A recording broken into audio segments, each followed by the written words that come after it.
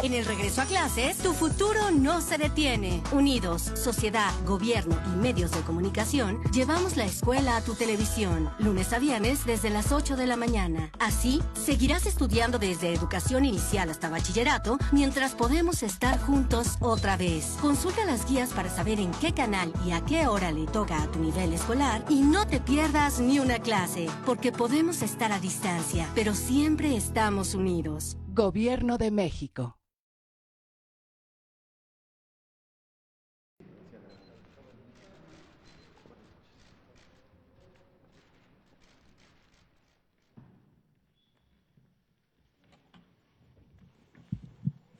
Muy buenas noches, muy buenas noches.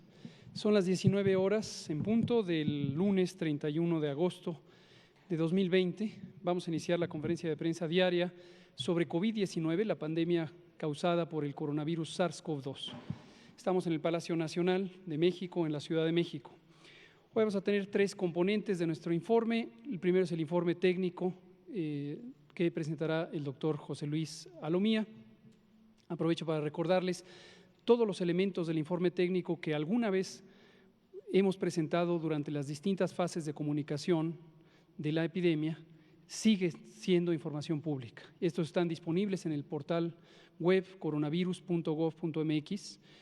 Por razones de tiempo y para enfatizar distintos aspectos del acontecer epidémico, esto ha ido cambiando, pero la información pública sigue siendo completamente abierta. También los datos abiertos, invitamos a toda la población que tenga interés y que tenga alguna capacidad técnica para hacerlo, que explore los datos abiertos que están completamente y en tiempo real a disposición pública de la comunidad, tanto nacional como internacional. Cualquiera que los quiera utilizar, por favor hágalo, explore, encuentre, observe, comente, critique, recomiende, todo es bienvenido por parte de nosotros.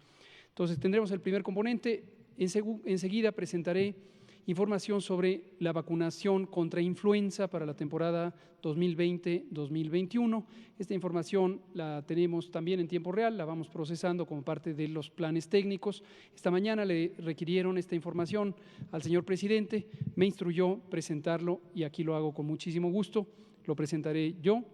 Y también tenemos un tercer componente que es parte del programa que planteamos desde el martes pasado. Nuestro secretario de Salud, el doctor Alcocer, planteó que vamos a estar explicando los distintos componentes de la respuesta, específicamente de la reconversión hospitalaria y de cómo logramos que el Sistema Nacional de Salud aumentara su capacidad operativa en un tiempo verdaderamente corto con respecto a la ocurrencia de la epidemia. Ya vinieron el viernes pasado el director general del IMSS, Zoe Robledo, el director general del ISSSTE, Luis Antonio Ramírez, y hoy nos acompaña el coordinador médico del Instituto de Salud para el Bienestar, INSABI, nuestro compañero y amigo Alejandro Sbarch Pérez. Bienvenido. Quien ocupará el tercer componente del informe y comentará sobre lo que ha hecho el INSABI. Ha sido un rol fundamental para lograr coordinar a 32 sistemas estatales de salud, que todos ellos han recibido apoyo directo por parte del Gobierno de México para poder hacer distintos esquemas de operación a mayor escala, incluyendo la reconversión hospitalaria. Le pido entonces al doctor Alomía, si es tan amable, de presentar el primer componente y continuamos. Con mucho gusto y con su permiso, señor subsecretario. Muy buenas tardes a todas y todos, especialmente a las personas que nos ven desde sus casas o a través de sus dispositivos móviles. Bienvenidos a la conferencia vespertina número 185. El día de hoy estamos cumpliendo 3 meses ya completos, 93 días de la nueva normalidad en México, la cual, como ustedes ya saben, se caracteriza por la implementación del semáforo de riesgo COVID, que nos permite de una manera ordenada, paulatina, pero sobre todo segura, priorizando siempre la salud de la población, volver lentamente a retomar las actividades en el espacio público y las actividades socioeconómicas, que también son importantes para el bienestar de la población. Vamos a ver la primera diapositiva. Hoy día vamos a iniciar un poco comparando el panorama internacional, cómo se ha comportado. Al día de hoy, 30 de agosto, y cuando vemos las curvas de los países seleccionados, recordando que son casos nuevos que se han confirmado por millón de habitantes, lo cual permite la comparación entre los países. Tenemos un grupo de 3 países que se puede decir tienen la mayor cantidad de casos nuevos por millón de habitantes. El principal de ellos son los principales 3, estamos hablando que justo están en el continente americano. Destaca Perú, seguido por Brasil y luego Estados Unidos. Veamos cómo Perú, que es la curva verde, tuvo un inicio posterior básicamente al de los otros países, se demoró 1 mes y medio más o menos en iniciar su epidemia. Sin embargo, vean cómo ya en su primer pico, en su primer acme, presentó una curva por encima de otros países en la región, un descenso que se presentó en las siguientes semanas, pero luego nuevamente vuelve a tener, digamos que un rebrote importante, o a lo mejor es una condición propia de la distribución geográfica del país, pero bueno, ahora se encuentra como el país con más casos nuevos confirmados por millón de habitantes. Brasil, ya sabíamos, se había caracterizado también por tener una cantidad importante. Brasil tuvo una tendencia ascendente continua desde que inició con su epidemia a mediados de abril. Llegó en algunos momentos a superar a algunos países en la región y actualmente se ocupa en el segundo lugar. Estados Unidos vimos que fue de los países que tuvo la mayor cantidad de casos por millón desde el inicio de la epidemia, luego fue disminuyendo en la presentación, pero también tuvo posteriormente un segundo periodo de transmisión importante que llegó a ocupar los primeros lugares en el continente, y ahora se ocupa, ya vemos nuevamente una disminución en la presión, en la presentación de estos casos en Estados Unidos.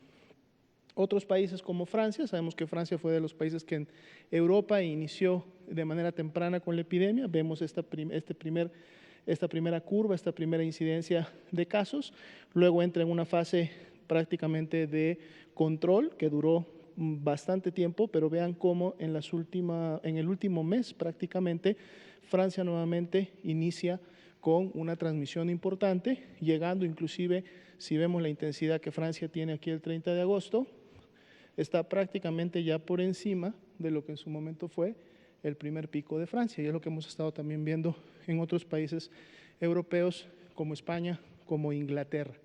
Aquí tenemos la curva de México, que en su momento se ha estado también presentando y actualizando, una curva sin sobresaltos, como lo hemos visto en otros países, una curva que más bien ha tenido una tendencia continua, un incremento de alguna manera basal, ¿no? Y que, como ya lo habíamos estado mencionando en las últimas semanas, se ve una disminución que inicia y que por lo menos se ha mantenido en las últimas 4 a 5 semanas. Un dato importante también, India se había mantenido de alguna manera muy basal en su epidemia, prácticamente hasta inicios de mayo, pero ya para las primeras semanas de junio, India inicia con una presentación importante, una transmisión importante, un brote de casos y luego un descenso que se ha mantenido en las últimas semanas.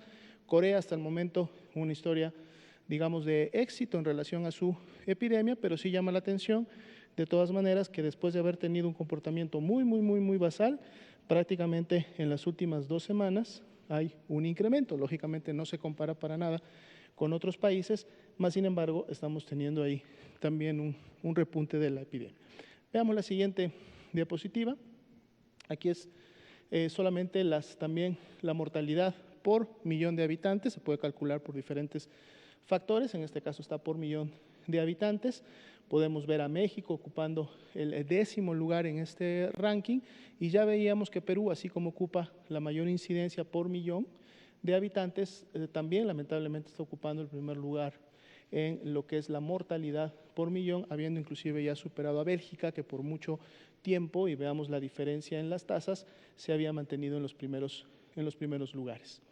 Pasemos a la actualización del escenario nacional, que es la siguiente diapositiva. Más de 1.345.000 personas las que se han estudiado hasta el momento, 668.193 han sido ya negativas a la prueba del virus SARS-CoV-2, por lo tanto han sido casos descartados de COVID-19, y el día de hoy actualizamos la cifra de los casos confirmados acumulados, es decir, las personas que han dado positivas a esta prueba, que son 99.560 y las podemos ver representadas en las gráficas que día con día actualizamos. Veamos que el día de ayer iniciamos ya representando la semana número 34. La semana número 34 está todavía por debajo en relación a la semana 33 para efecto de todos los casos sospechosos, y vemos como el porcentaje de positividad todavía continúa con una tendencia clara descendente, siguiendo en esta semana con este 43%, que las personas que han fallecido entre la semana 33 y 34, y se mantiene la tendencia descendente también en la presentación. El día de hoy tenemos una disminución en los casos activos. Habíamos salido con 7%, habíamos iniciado la semana con 7%, el día de hoy es de 6%, ya que serían 38.923 las personas que se estiman pertenecen a la epidemia activa en México, dado que iniciaron con signos y síntomas en los últimos 14 días. Vamos a ver también esta proporción, cómo se mantiene o evoluciona durante la semana. Veamos la siguiente diapositiva. Sería la ocupación, disponibilidad hospitalaria de camas para pacientes graves o también conocidas como camas de hospitalización general. 35%, es un dato que se ha mantenido también bastante estable en los últimos meses. Todas las entidades federativas con al menos 30% o más, en este caso 37% para Nuevo León, que es el que mayor ocupación tiene, y de ahí en adelante todas las entidades federativas con una buena disponibilidad en este tipo de camas, que precisamente nos da ese 35% como media nacional. Veamos la siguiente diapositiva, son las camas con ventilador para los pacientes más críticos, 30%. Hemos visto cómo esta cifra durante la semana pasada disminuyó desde estar en un 35%, está ahorita ya en un 30%, se ha mantenido en ese nivel, y al menos todas las entidades tienen un 45% de camas disponibles, y algunas entidades, inclusive varias de ellas por encima del 75%, lo cual habla de una buena disponibilidad para este tipo de camas. Sería la actualización para esta noche. Muchas gracias, doctora Lomía. Vamos a presentar el segundo elemento, vacuna contra la influenza. Aquí vamos a recordar que la influenza es una enfermedad infecciosa causada por un virus diferente al SARS-CoV-2, causante de COVID. Hay otro virus, hay muchísimos virus, pero hay otro de especial importancia en el acontecer epidemiológico que se llama influenza. Y este virus influenza se conoce desde hace mucho tiempo que produce epidemias. El virus por sí mismo fue descrito en el primer tercio del siglo XX. Se descubrieron o se describieron ya distintos tipos del virus de influenza, y hoy se conoce que hay varios tipos, 3 mayores, A, B y C. El virus A tiene múltiples subtipos que se clasifican con las letras H y la letra N y una serie de números, que corresponde a las 2 moléculas, las 2 sustancias de la superficie del virus que determinan qué tan virulento es y qué tan adaptable es a los seres humanos. Estos virus existen en múltiples expresiones o múltiples especies del reino animal, pueden infectar aves, tanto de corral como aves silvestres, equinos, caballos, burros, cebras, etcétera. Pueden infectar porcinos, los puercos de granja, los puercos de consumo humano pueden ser infectados por el virus influenza. Hay animales marinos que pueden ser infectados por el virus influenza, gatos y perros domésticos. En fin, es un virus zoonótico, es un virus que se distribuye ampliamente en el reino animal. Y tiene 2 maneras de transformarse, uno que es un cambio lento por una mutación de rápida ocurrencia a lo largo de un mismo año. Las distintas partículas virales que circulan en la infección humana y la infección animal empiezan a cambiar su material genético y dan pequeñas variaciones. Pero estas variaciones acumuladas pueden ser sustancialmente diferentes, de tal suerte que el virus que teníamos en un año puede ser muy diferente al virus que tenemos tan solo en el año siguiente. Y este mecanismo de mutación, que se llama deslizamiento genético, es sumamente importante.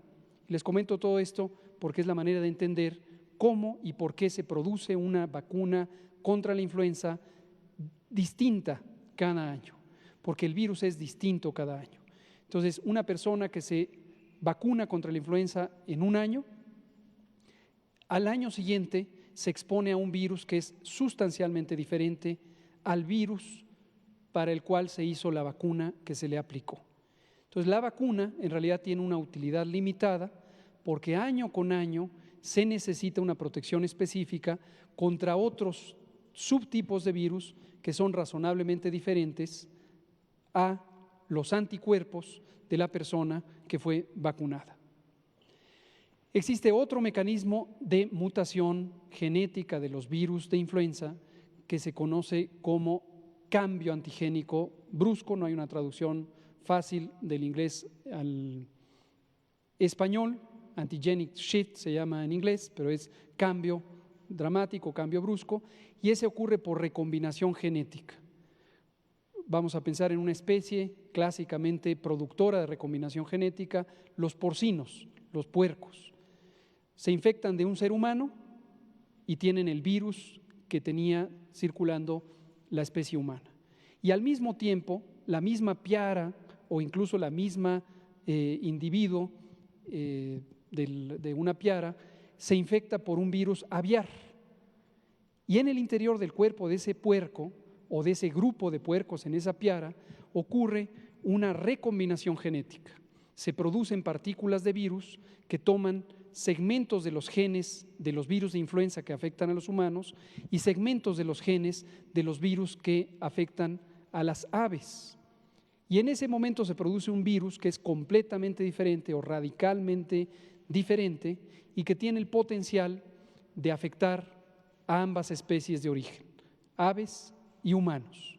Cuando ocurren estos fenómenos de recombinación genética, que aproximadamente ocurren cada 10 años en promedio, 10 o 15 años, surgen nuevos tipos de virus con un potencial pandémico. Y así es como surgen las pandemias. Lo que se requiere es un cambio genético radical que le confiera a los virus de influenza la posibilidad de adaptarse a los humanos y poder infectar a los humanos, que pueda tener la capacidad de causar enfermedad en los humanos, generalmente más grave que las especies que son endémicas, que solamente han cambiado poco a lo largo de cada año. Y un tercer componente, la capacidad de transmitirse de humano a humano. Un evento como este, reciente, ocurrió en el mundo en 2009 y ahí inició la pandemia de influenza H1N1 en 2009, de la que México fue uno de los países protagonistas. Les comento todo esto a ustedes, comunicadoras y comunicadores, y a la población, para ver en contexto cómo se fabrican las vacunas de influenza y por qué se hace así. La Organización Mundial de la Salud, desde los años 40, estableció un mecanismo de vigilancia global de los virus de influenza.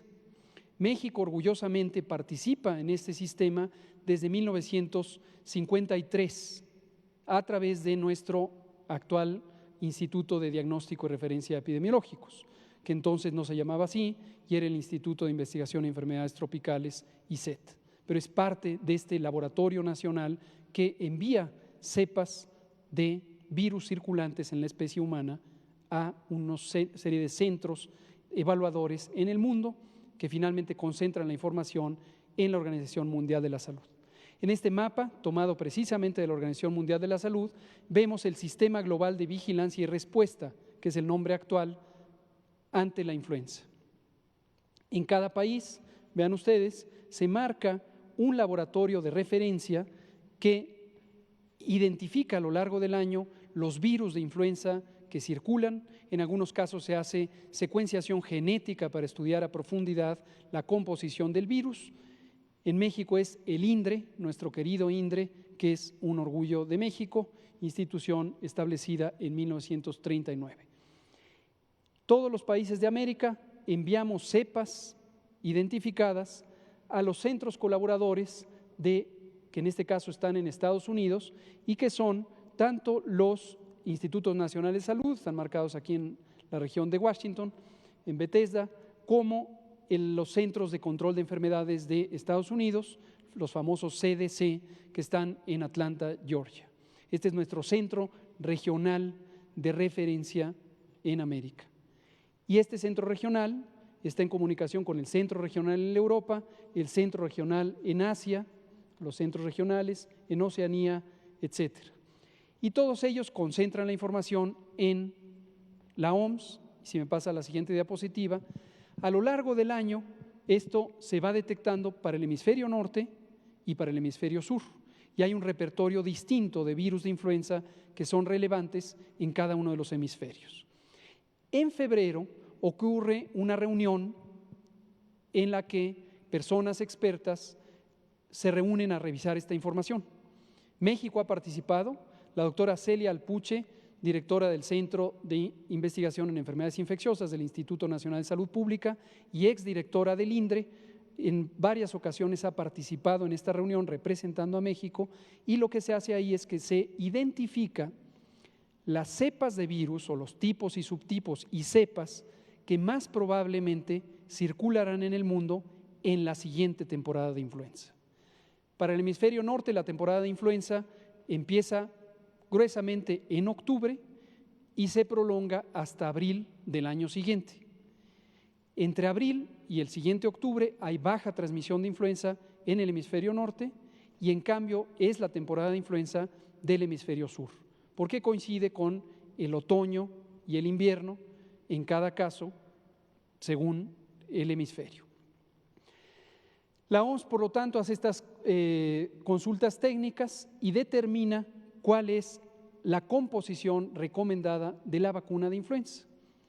Terminando esa sesión en febrero, hace público al mundo entero, le dice, esta es la composición recomendada, y le da las cepas de referencia que fueron colectadas en alguno de los laboratorios nacionales y regionales de referencia, las pone a disposición de las compañías farmacéuticas privadas interesadas en producir vacuna contra la influenza.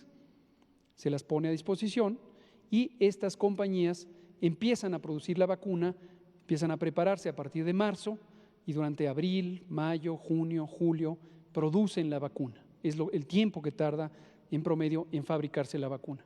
De modo que en febrero se liberan para el hemisferio norte, en septiembre para el hemisferio sur. Y no son intercambiables porque cada hemisferio tiene un repertorio de cepas relevantes. Veamos la siguiente. Este es el calendario y esto responde, lástima que las compañeras de la mañana a veces no vienen en la tarde y viceversa, pero espero que se entere o alguien le comparta esta información. Este es el calendario, este es el por qué la vacuna llega a los países en el momento en que se puede y no antes. Esto es en respuesta específica a la pregunta que le hicieron al presidente. ¿Se puede adelantar la vacunación contra la influenza? La respuesta es no. ¿Por qué razón? Porque no existe aún la vacuna. Si hubiéramos querido adelantarla en junio, no existe todavía la vacuna recomendada para el hemisferio norte para la temporada 2020-2021. El calendario es así. Los centros colaboradores de la Organización Mundial de la Salud, en este caso los laboratorios de referencia, identifican el nuevo virus de la región, preparan la cepa para entregarla a la Organización Mundial de la Salud. Pensemos que esto es el mes de enero y esto es el mes de febrero, entregan la cepa, luego se hace la comprobación de la cepa. Esto es un proceso muy delicado que se hace en los laboratorios designados globales por parte de la Organización Mundial de la Salud. Todo este tiempo se lleva.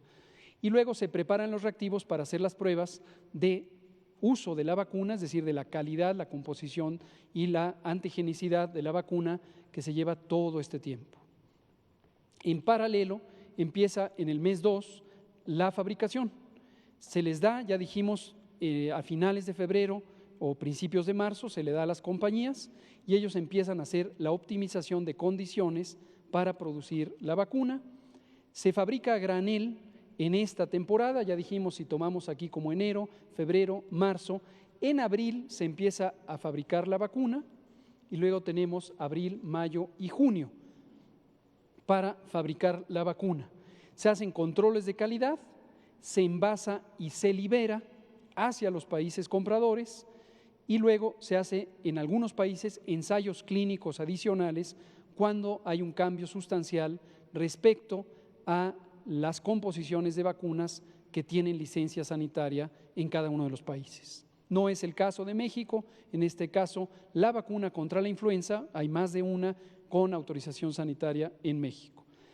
Y finalmente, en verde, en los países, los organismos de reglamentación o de regulación sanitaria, en nuestro caso es la COFEPRIS, la Comisión Federal para la Protección contra Riesgos Sanitarios, recibe la vacuna y la empieza a evaluar. Importante saber que por la epidemia de COVID hubo retraso en este proceso, hubo retraso en la parte de producción, en la parte de transporte de insumos, aproximadamente se retrasó 1 mes y medio hacia 2 meses todo el proceso, aunque las cepas sí se liberaron en febrero.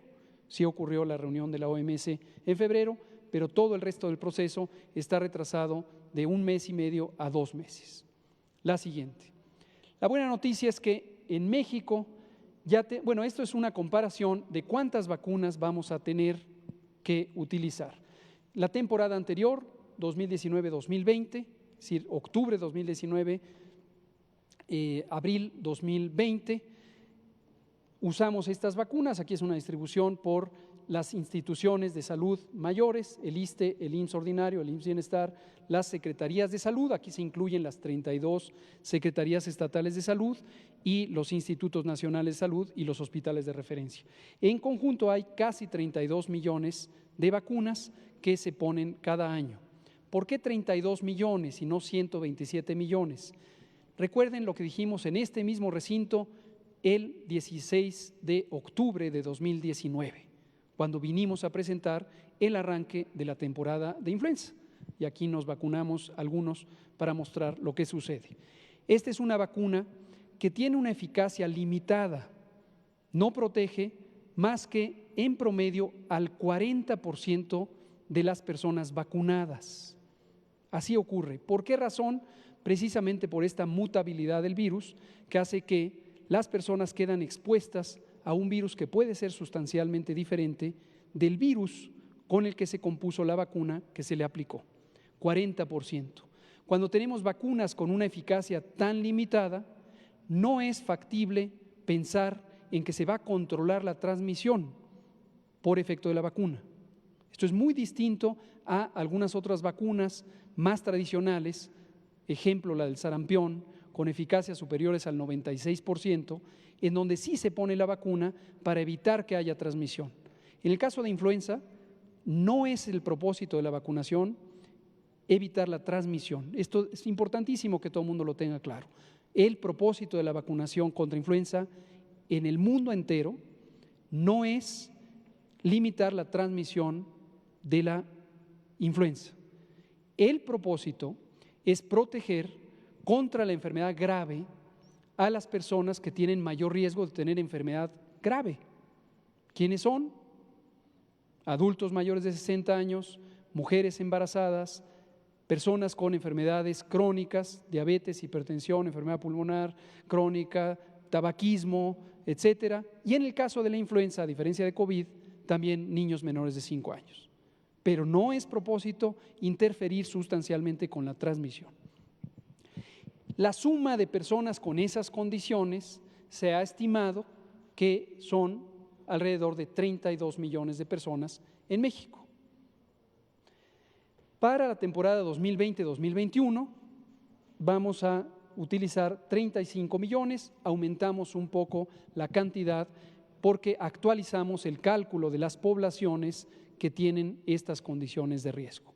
No perder de vista que no es la suma directa, porque hay personas que tienen hipertensión y además diabetes y además obesidad y además más de 60 años, entonces se cuenta una sola persona por la sobreposición de estos conjuntos. Importante, por si alguien ya está haciendo las sumas, considere este elemento. La siguiente. Este es el calendario de llegada. La vacuna ya empezó a llegar, para la compañera reportera que lo preguntaba en la mañana.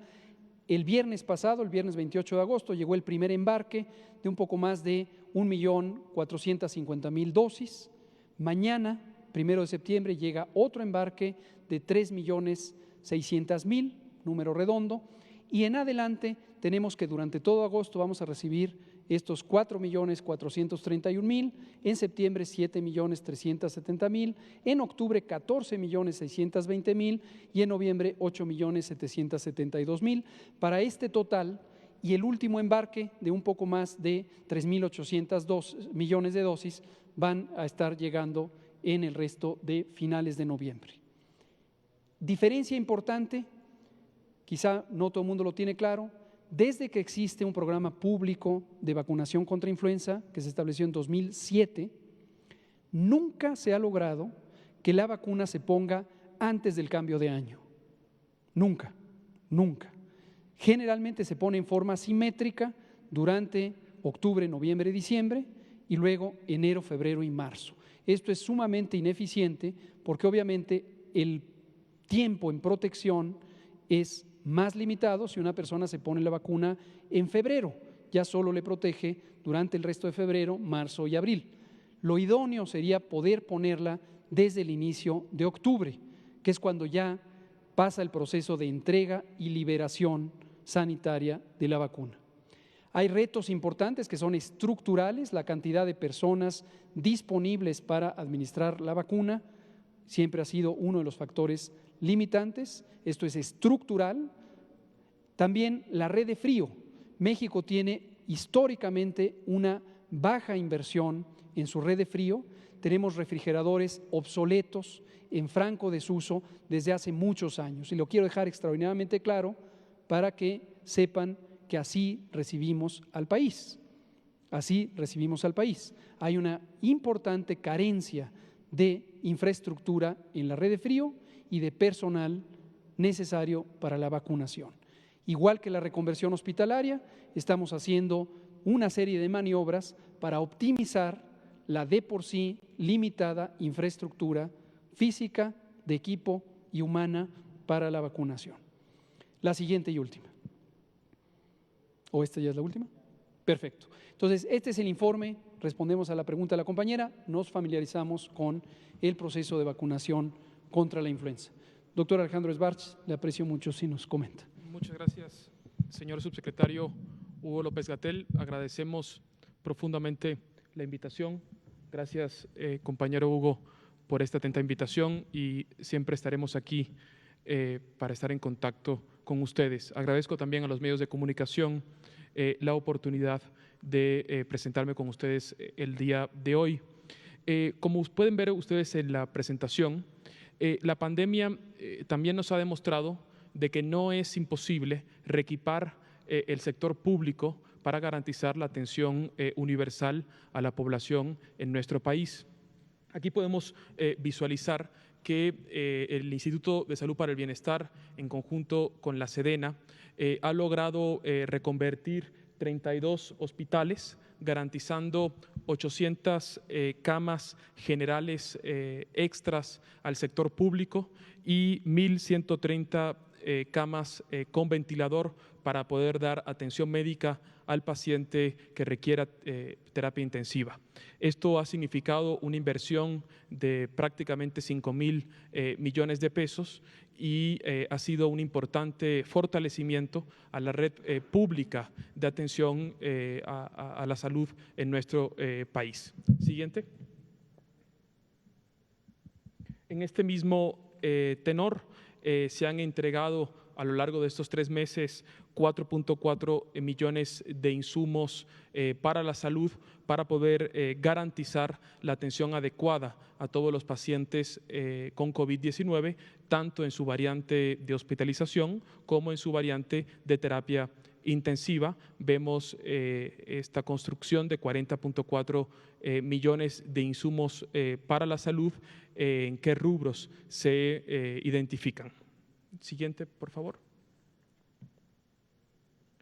En cuanto a equipamiento técnico y recursos humanos, se han entregado 1.516 ventiladores a las 32 entidades federativas de nuestro país, 1.683 monitores y adicionalmente se han reparado 1.525 ventiladores de que estaban obsoletos y han recibido una reparación por parte del instituto. Otro elemento importante de avance necesario para poder garantizar que todos los pacientes con COVID-19 puedan ser atendidos en algún hospital de la Red Pública Nacional de Atención a la Salud es el recurso humano. Hasta el día de hoy se han asignado 20.743 recursos humanos para la salud. Estos son compañeras y compañeros médicos, enfermeras, trabajadores sociales. Nuestro más cariñoso y honroso saludo a estos héroes de bata blanca de que siguen trabajando y dando lo mejor de sí día tras día. Otro elemento fundamental ha sido la capacitación del recurso humano para la salud. El señor presidente nos ha encargado la misión de poder garantizar que todo el recurso humano que atiende a un paciente COVID esté correctamente capacitado en el programa de reconversión de recursos humanos que instauró la Secretaría de Salud hace más de 3 meses.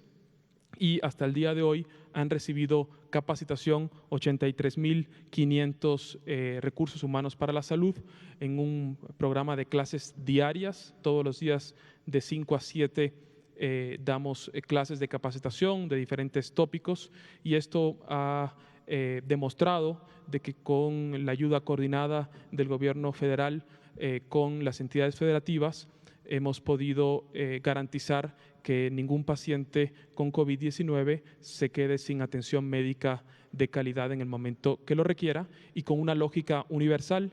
Esto significa que la atención médica no ha estado en ningún momento sujeta a la capacidad de pago, sino a las necesidades sanitarias, puesto que todos los servicios han sido gratuitos. Muchas gracias, señor subsecretario. Al contrario, doctor Alejandro Schwartz Pérez, coordinador general médico del Instituto de Salud para el Bienestar. Demián. Sí, Duarte. Demián Duarte, sí. Buenas tardes, doctor, y a los otros 2 convidados, pues gusto en saludarlos. Un par de preguntas, doctor. El amarillo. Mi estado y una gran porción de la República pasaron a amarillo a partir de hoy. Se presentó el semáforo epidemiológico. Sin embargo, por lo menos que yo recuerde, no ha habido la oportunidad de que comente esta nueva fase, ¿no?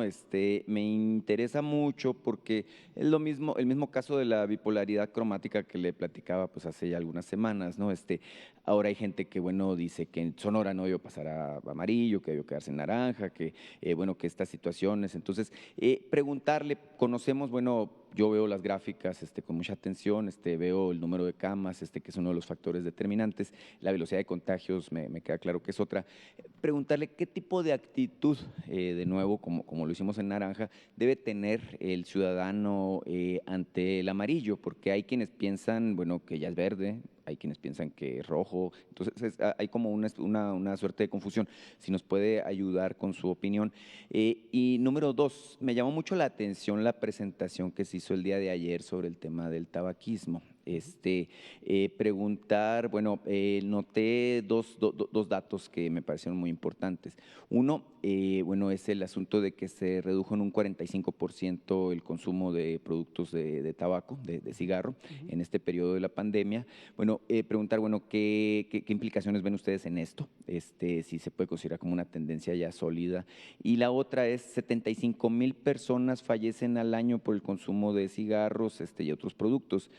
Bueno, según las cuentas que tengo, esto es un impacto superior al que ha tenido, por ejemplo, la pandemia de coronavirus en sí misma, ¿no? Entonces, si puede ser un poco más abundante sobre el tema en particular y las implicaciones que esto tiene. Gracias. Con mucho gusto, gracias, Demián Duarte. Sobre el semáforo, es útil, dado que ahora hay tantos amarillos. Ya habíamos tenido un primer amarillo que fue Campeche, ahora tenemos prácticamente la mitad del país en color amarillo. Primero, no ha acabado la epidemia, importantísimo tenerlo claro. No porque se esté en amarillo, ya hay que hacer todo de manera indiscriminada. Las recomendaciones generales del semáforo estipulan distintos grados de apertura de algunas actividades que han sido identificadas como más riesgosas en términos de la oportunidad de contagios. No perder de vista, recordarlo, cómo se transmite el COVID. El COVID se transmite a través de la vía respiratoria. Esto quiere decir cuando hablamos, tosemos, cantamos, estornudamos, gritamos, propagamos partículas líquidas, gotas, gotículas, aerosoles, que conforman una nube, una suspensión que no se puede ver a simple vista, se puede ver a contraluz, pero todos y todas tenemos esta nube que estamos propagando al momento que emitimos sonidos o aire a través de la vía respiratoria, que es nariz y boca. Si una persona está próxima a nosotros o nosotros estamos próximos a una persona que pudiera tener el virus, ahí se puede verificar un contagio. Todo el tiempo estamos en contacto cercano con otras personas, en nuestras casas, en la vía pública, entre amigos, entre familiares, entre desconocidos y desconocidas, y hay que mantenernos atentos y atentas a esta proximidad. Por eso es que hemos enfatizado que la intervención principal de la precaución, de la prevención de los contagios, es la sana distancia. La sana distancia. Otras medidas auxiliares, destacamos la que ha sido sujeta de inquietudes, el cubrebocas es una medida auxiliar, esa sería la 24ª vez que lo digo aquí, auxiliar de la prevención, porque interfiere con la salida de esas partículas líquidas y por lo tanto con el virus, pero no es una medida efectiva o suficientemente efectiva para interferir con la llegada, y seguimos diciendo no confiarse en que porque ya tengo cubrebocas puedo dejar de tener sana distancia. Lavarse las manos es importantísimo porque es un mecanismo para evitar la transmisión indirecta. Achú, doy la mano a otra persona, esa otra persona se lleva mis virus, al rato se talla nariz, boca, ojos y se va a transmitir el virus. Si una persona tiene síntomas de COVID, fiebre, tos, dolor de cabeza, dolor de garganta, malestar general, pérdida del olfato, pérdida del gusto, diarrea, entre otros síntomas, que no salga de casa, que no se acerque a sus familiares, que alerte a sus familiares que tiene esta situación y que busque una pronta atención médica, sobre todo si es una persona mayor de 60 años o con enfermedades crónicas ampliamente mencionadas en esta conferencia. En general, estas medidas contribuirán a disminuir los contagios. Regresando al semáforo, hemos identificado los 4 colores que son distintos grados o distintos niveles de riesgo de transmisión.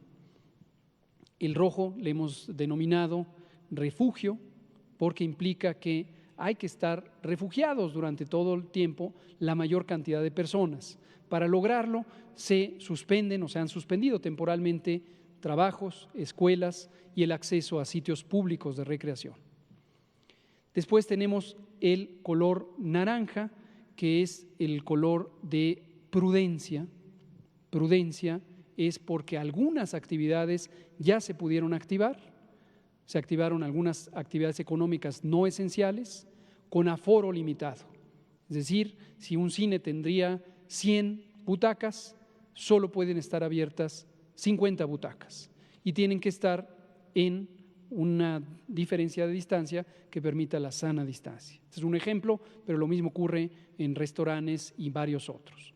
Algunas actividades son de mayor riesgo porque implican la proximidad entre personas. Por ejemplo, los masajes, la realización de masajes o la peluquería implican una proximidad mayor y por eso se han diferido en sus aforos hacia otros niveles más bajos del riesgo. No detallo cada uno de ellos, pero en conferencias previas estuvimos enfatizando y sigue vigente la recomendación de los tipos de actividad. Por ejemplo, los bares. Los bares están hasta el final. ¿Por qué razón? Porque el tipo de convivencia que puede ocurrir en un bar es diferente a la que puede ocurrir en un restaurante. Implica mayor proximidad, implica quizá el consumo de bebidas que pueden disminuir la percepción de alerta o la percepción de riesgo. El amarillo ya es el color de la esperanza y le llamamos así para indicar que solo aparece el amarillo cuando tenemos una constatación continua, en este momento ya por 5 semanas, en 30 de las entidades federativas, son 32, por lo tanto es casi todo el país, excepto 2, en donde tenemos al menos 2 semanas continuas de reducción, en la mayoría más de 7 semanas continuas de reducción de los contagios. Cuando decimos reducción de los contagios es porque lo verificamos a través de el número diario de casos nuevos, el número diario de hospitalizaciones, el número diario de muy lamentables defunciones. Y en general, los egresos de la hospitalización por recuperación superan a los ingresos. Entonces empiezan a desocupar los hospitales. Y al final está Aurora, el color verde, que todavía no ha llegado a ninguna entidad federativa. Y cuando llegue, uno de los cambios más importantes será la posibilidad de activar las rutinas escolares, de reiniciar las rutinas escolares. Entonces, en resumen, este es el repertorio de los colores. Los colores significan niveles de riesgo. La epidemia no ha acabado. Usted en su localidad todavía va a identificar anécdotas, referencias o vivencias de nuevos casos, pero eso no quiere decir que la tendencia general de la epidemia no esté, como lo está, en reducción, y hay que ir activando la vida pública conforme disminuye el riesgo. Supongo que todos los estados, porque de vuelta, ¿no?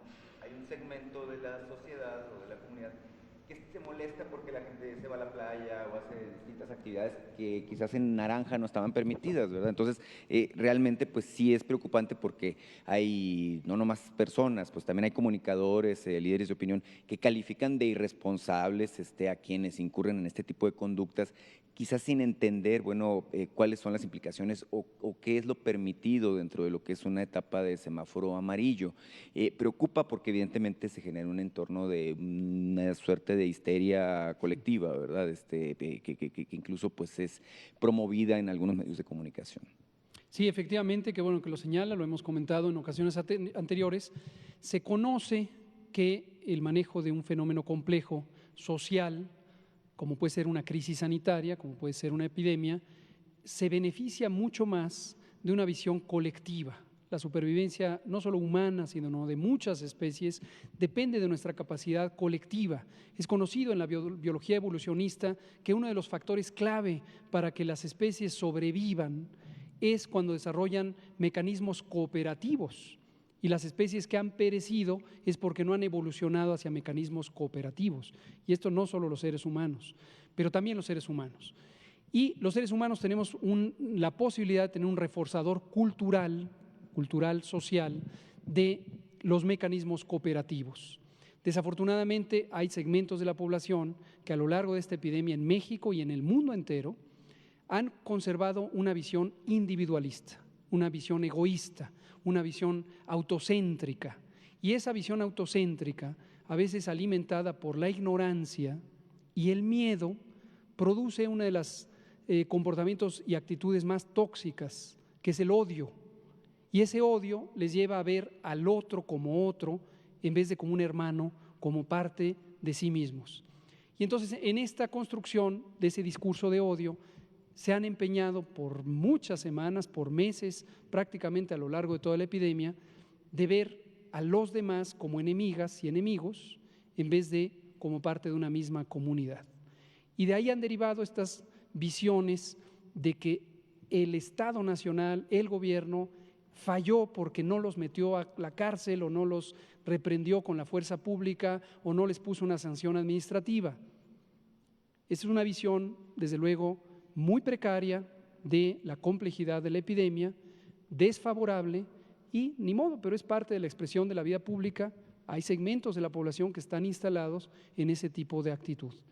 Ojalá, siempre hacemos votos porque en algún momento cambien de actitud. Esperamos que en la medida en que la información penetre, quizá puedan reflexionar un poco al respecto. Muchas gracias. Juan Carlos Machorro,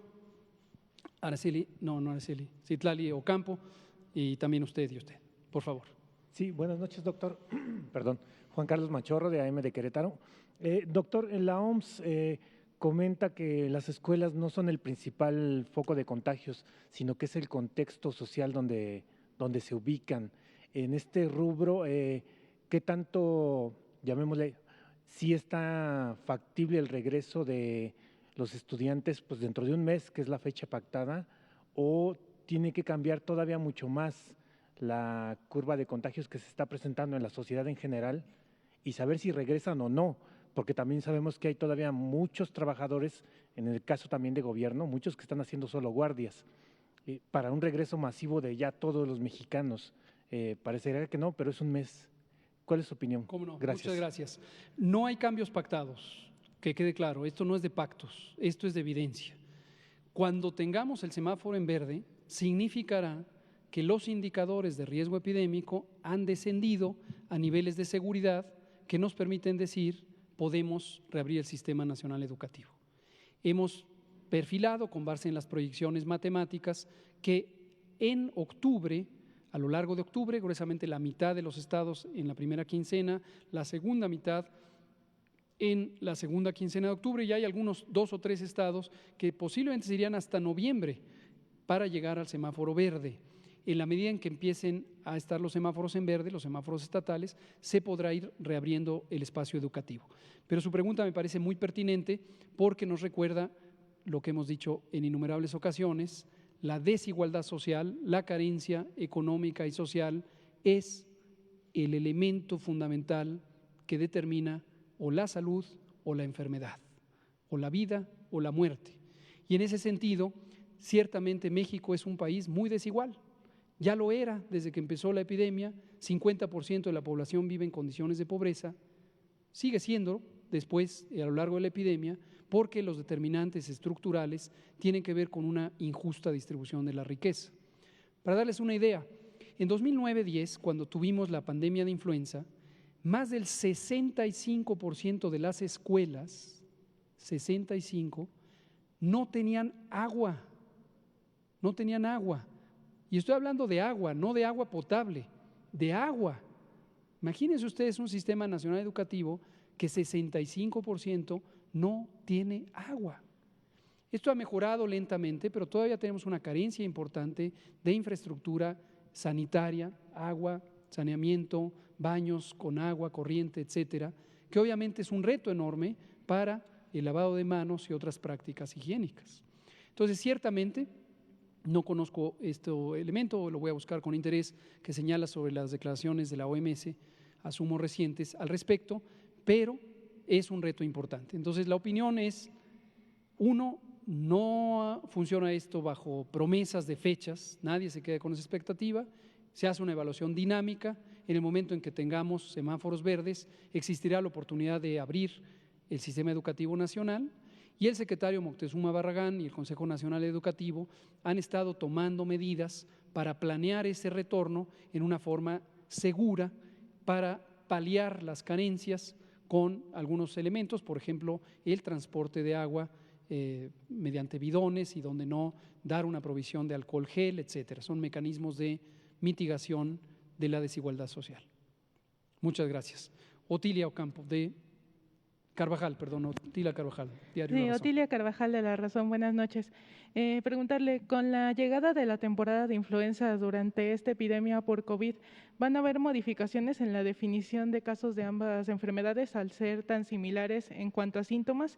Y también si en los hospitales van a realizarse cambios en las áreas de triage para recibir a los pacientes de influenza, ya que cada año hay reconversiones por esta enfermedad. Gracias. Muchas gracias, Otilia Carvajal del Diario La Razón. Efectivamente, este es un tema. La más reciente conversación que tuvimos al respecto ocurrió esta mañana en el gabinete del doctor Alcocer, pero la llevamos teniendo desde hace 3 semanas. En el mundo entero no se ha definido un modo general de actuar y cada país está buscando su modo y lo conversamos también entre países. Básicamente, como usted correctamente señala, clínicamente la influenza, clínicamente se refiere a cómo se presenta en las personas la enfermedad, qué síntomas tiene, qué signos clínicos tiene. Y es muy parecida la influenza a COVID: fiebre, tos, dolor de garganta, dolor de cabeza, inicio súbito, dolor corporal de músculos y huesos, pérdida del olfato, entre otros, diarrea incluso. Y a veces es difícil distinguir solamente con bases clínicas, es decir, el interrogatorio, la exploración física, una persona que tenga influenza de una persona que tenga COVID o incluso una persona que tenga otras infecciones respiratorias. Un reto importante es que para poder identificar correctamente a unos de otros, podría necesitarse pruebas diagnósticas por laboratorio que, de acuerdo a la tecnología actualmente disponible, no necesariamente son de fácil acceso en el mundo entero. Apenas está todavía fases no tan incipientes ya, pero todavía fases tempranas de desarrollo tecnológico para que en el punto de servicio y no en un laboratorio estatal o nacional se puedan tener pruebas de uso muy rápido. No confundir con las pruebas rápidas, las tiras reactivas, de las que me he pronunciado repetidamente como poco útiles. Pero estamos elaborando precisamente los algoritmos de diagnóstico, tanto clínicos como epidemiológicos, como en su momento laboratorio, que pudieran ayudarnos a esto, y también redefiniendo los triage. Cuando teníamos solo influenza y no existía COVID, era el triage donde influenza era la que tenía que destacarse respecto a más de 300 virus respiratorios. Ahora tenemos los 300 virus respiratorios, la influenza y posiblemente COVID durante el otoño-invierno de 2020-21. Entonces lo estamos definiendo y vamos a producir una guía. Este grupo de trabajo lo coordina nuestro querido compañero y amigo, el doctor Gustavo Reyes Terán, coordinador de los Institutos Nacionales de Salud. Gracias, Otilia. Creo que nos queda tiempo para una pregunta más, por favor. Gracias. ¿Qué tal? Alejandro Cabral, soy de Política de Rock and Roll Radio de Hermosillo, Sonora, y pertenezco a la Asociación Mundial de Radios Comunitarias. Esto se lo hago saber porque nosotros como radios comunitarias tenemos más de 30 proyectos de radio con concesión que están trabajando en los lugares más apartados del país, en los lugares en donde probablemente somos el único medio de comunicación, donde probablemente somos el único mensaje que tenemos la posibilidad de conectarnos a Internet y hacerle saber a la comunidad información importante que nos da usted y que hemos estado transmitiendo tanto las mañaneras como estas conferencias vespertinas en bastantes de estas radios. Lo hacemos en Política de Rock and Roll, que estamos en un área urbana, que es Hermosillo, ahí somos una radio cercana a la gente, pero muy distinta en el otro contexto que le decía. Rapidísimo. Disculpe la ignorancia, pero dice el virus es diferente de la influenza año con año, por lo tanto se tiene que venir adaptando la vacuna. Disculpe la ignorancia esta nueva vacuna es para el virus nuevo, pero también previene de las otras cepas anteriores o únicamente previene del virus nuevo. Por otro lado, ya están preparando la campaña de vacunación de la influenza y nos imaginamos que ya están haciendo la logística de la campaña de vacunación COVID. ¿Qué tal van con esa logística? Nos interesa porque la vacuna va a llegar eventualmente. ¿Y será una semana nacional de vacunación o nos estaremos 3 meses vacunando como con influenza? No sé. Y última pregunta, completamente diferente, nos dice las escuelas se abren en verde, pero nos dice que los bares son los que están al final, supongo que junto con casinos. ¿Pero abrirán el mismo día escuelas, bares y casinos? Espero que no. Yo también. No, tienen naturaleza diferente. Cuando dije al final están los bares, me referí respecto a distintas actividades económicas y efectivamente bares y casinos y conciertos masivos, por ejemplo, o espectáculos masivos. Son de las 3 que de memoria ahorita recuerdo como las últimas, porque son las de mayor riesgo de transmisión, por la congregación masiva, por la proximidad geográfica y por cambios de la conducta. Esto no es menor, los cambios de la conducta que estimula, por ejemplo, un concierto donde todo el mundo se para a bailar y abrazarse y besarse, esté o no bajo el influjo de cualquier otro elemento. Entonces, más que la emoción, el rock and roll. Entonces, esto es importante, epidemiológicamente hablando, es importante considerarlo. Pero las escuelas están al final porque son comunidades particulares de alta densidad que el contacto entre niñas y niños, o niños y niñas, y demás, los chiquillos, implica contactos importantes. A nivel de la educación media básica, también hay otro tipo de cercanías que son relevantes y por eso están también al final. ¿Cómo se van a ir abriendo? Entre estos depende mucho de la realidad del Estado y, al igual que hemos hecho con el resto de actividades, tenemos las recomendaciones genéricas y cada gobierno estatal, no olvidar que son autoridades sanitarias, irá tomando las decisiones específicas de cada estado. Sobre las 2 vacunas, es muy relevante lo que usted pregunta, para no confundirlo. hoy pongo una vacuna contra la influenza, vamos a decir que en 2020, y los virus recomendados por la Organización Mundial de la Salud, los tipos y subtipos y cepas, A, H1, N1, B, variante Yamagata, son los que se identificaron en el mundo entre 2019 y 2020. De tal suerte que cuando fabrico una vacuna en 2020, ya tiene un importante grado de disparidad, de diferencia respecto a los virus que fueron observados en el año en que fueron documentados. Y lo que hace la Organización Mundial de la Salud es una predicción de cuáles son los virus. A lo largo de 2020-21 se siguen transformando esos virus por deslizamiento genético y dentro de un año son aún más diferentes que los que estuvieron formando parte de la vacuna, que a su vez son los observados 2 años atrás. Un año después es aún más diferente. Entonces, no es un cambio brusco, sino que mes tras mes tras mes, o literalmente día tras día tras día, la probabilidad de encontrarnos con virus que son genéticamente diferentes a los que formaron la vacuna que me puse es cada vez mayor. Entonces, a lo largo de 1 año o 2 de diferencia desde que me vacuné, puedo tener cierta probabilidad de protección, pero esta se va agotando conforme pasa el tiempo. Por eso, en general, se recomienda para las poblaciones de riesgo vacunarse todos los años. Plan o política nacional de vacunación contra COVID, la vamos a ir informando. Hoy mismo tenemos a las 8 la reunión con el presidente para informarle el avance general. Ya empecé a ver articulistas que se alarman de que no hay un plan. En ninguna parte del mundo hay un plan terminado. Todos los países estamos trabajando sobre los planes. ¿Cuál es la razón fundamental de que no se puede cerrar el plan? Que ninguna vacuna, ninguna de las 143 candidatos, hay 8 o 10 que están en avanzadas fases de investigación clínica, pero ninguna ha producido los resultados sobre su seguridad, su calidad y su eficacia. Requisitos para poder entender el perfil tanto de seguridad como de eficacia que determina el uso de la vacuna.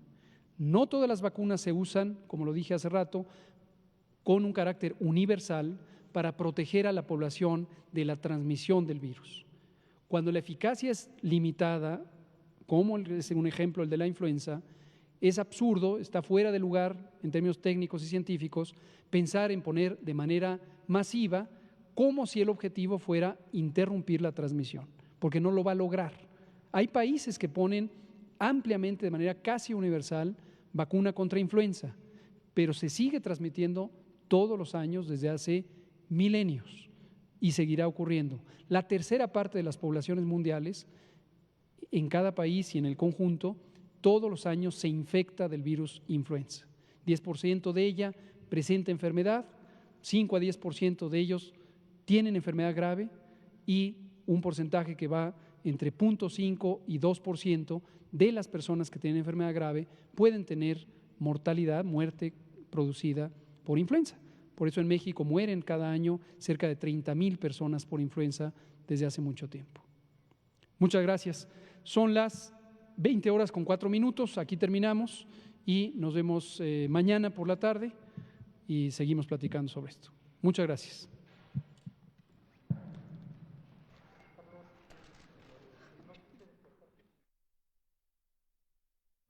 Tenemos nuestra conciencia tranquila y la dicha enorme de estar ayudando a la gente humilde, a los más necesitados, a los desposeídos.